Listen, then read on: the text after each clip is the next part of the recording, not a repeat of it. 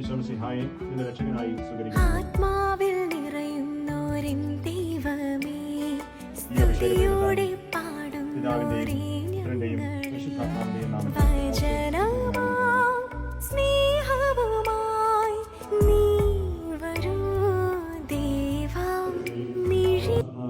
നാമത്തിൽ ആശീർവദിക്കപ്പെടുകയും വിശുദ്ധ തൈലത്തോട്